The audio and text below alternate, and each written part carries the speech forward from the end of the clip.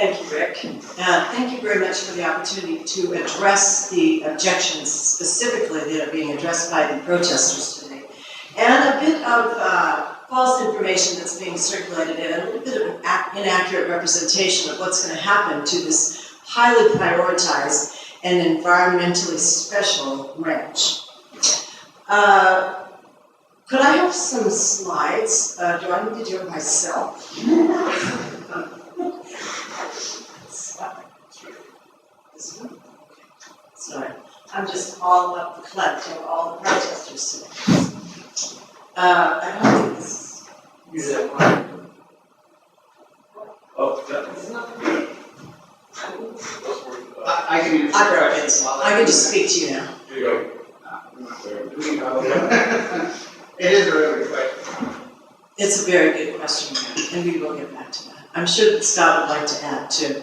Has a wonderful answer prepared for you. So it's very important, especially in mind of all of the protesting that we've had to address today, that there is an evolution in the way that impact assessments are being conducted.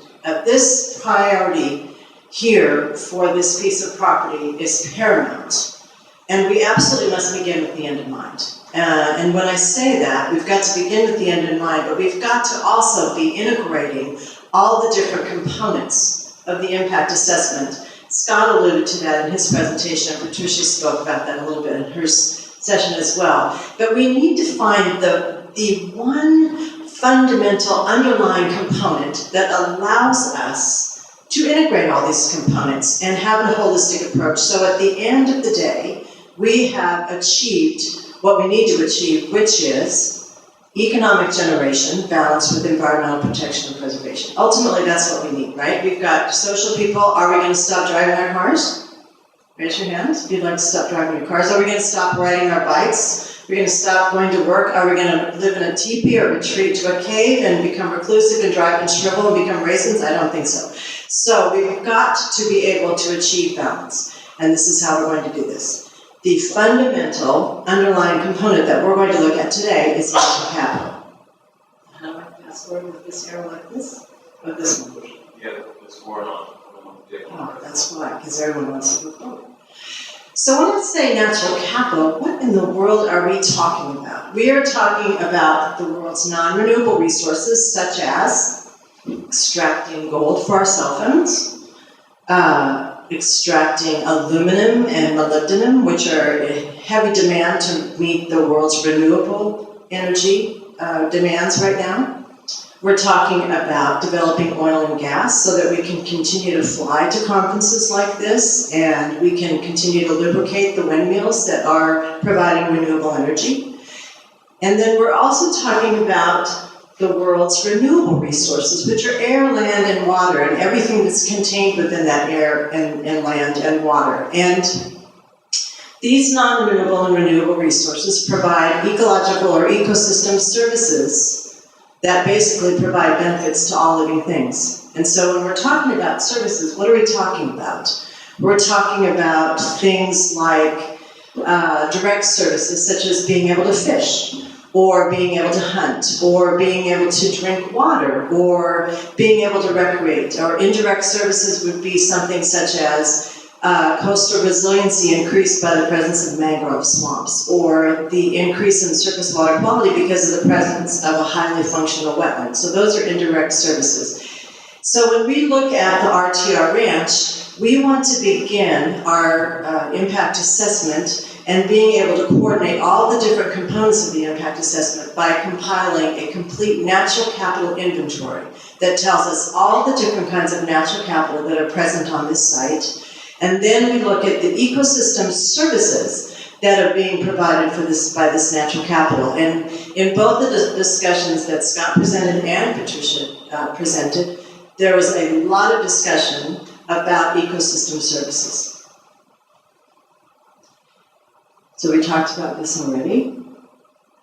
So one of the tools that we like to use when we're actually discussing and supporting, integrating these different components of the impact assessment and trying to achieve balance is to quantify the ecosystem services that are being provided by the natural capital. So for instance, there was discussion about the highway expansion and how these trees are going to be taken out of the system. Well, what are all the ecosystem services that are being provided presently right now? And what kind of a project needs to be designed to make sure that there is no net loss of those ecosystem services? So your question, Jack, was very good. If the highway department is taking them out, why aren't they responsible for implementing it? Well, they are, but we would like the project to reflect what's required in order to maintain the environmental integrity of this property so that their mission is sustainable and preserved into perpetuity. And so we want a hand in that, and we want to be able to, we just don't want them to go out and plant a bunch of trees. We want to make sure that the same ecosystem services that are being taken out of the system are going to be put back into the system.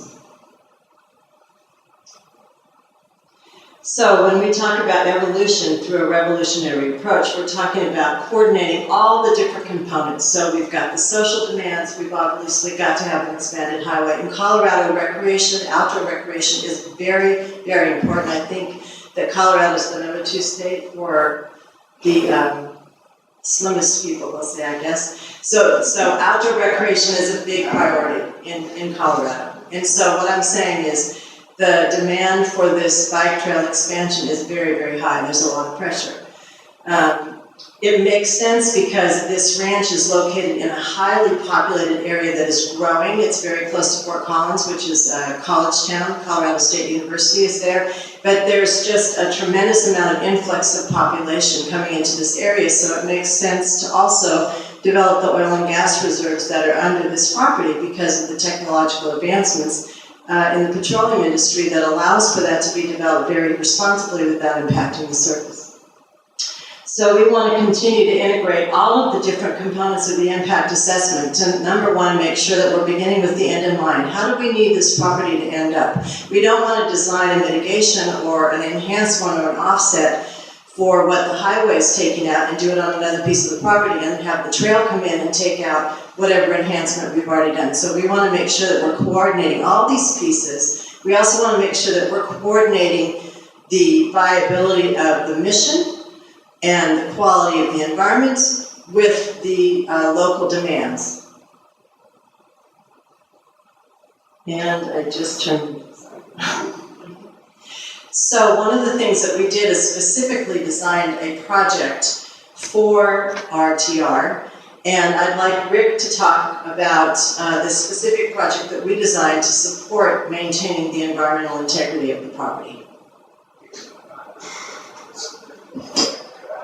So what we looked at was the tree screen that is adjacent to the highway. So this is just a cross-sectional area. On the left is the highway, and then there was an established tree screen that was there since the 1990s. It did a very good job of sound attenuation, 6 dBs over 50 feet, which is significant. I mean, this is a very dense forest area. And then they had a tree farm for the next 100 feet or so that they've been used and proven out over the last decade or so.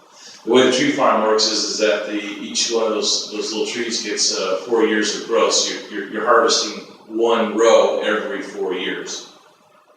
And that is a significant screen to allow the internal portions of the property to be secluded from the external noise and visual distractions that are there.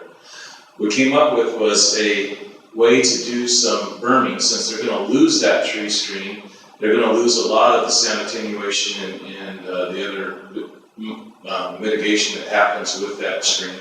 So by building a berm, you don't have to wait 30 years for that sound attenuation to happen. You can do a lot of sound attenuation just through the berm, and then planning the berming and in using the berming ahead of time before the Department of Transportation actually finalizes their designs. If there's excess soil, which in this case there was, you can use that excess soil, give them a place to dump, and then we also used highway dividers, Jersey barriers, what we call them in the States, to build a very cheap terrace so that you have a flat area so that you can have your tree farm operation in between the established tree screening areas. And that is a way to effectively get what we're losing and not have to wait 30 years for that to happen. And it actually is better than what it was before, because with the tree screens alone, you only get about 6 dBs of sound attenuation. And with this, at build-out, you'll get something on it very close to 20 dBs. Is there a question in the back? Question? Yes. Sorry, no, I'm just wanting to know with linear projects and the Department of Transport putting that expansion on your side of the road, what is stopping them from doing it on the property on the other side of the road and leaving yours alone?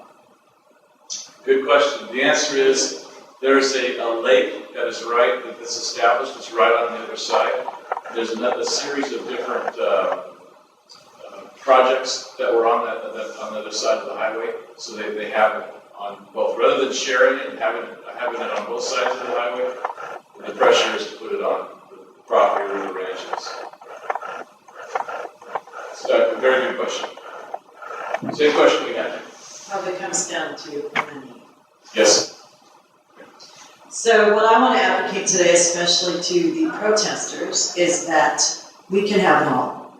We can have economic development, we can have environmental preservation, but we've got to coordinate all the different aspects of the impact assessment. We've got to make sure the left hand is talking to the right hand. We've got to make sure that we're using the right tools and that we understand the regulatory requirements, and we have to make sure we're not making decisions in a bubble.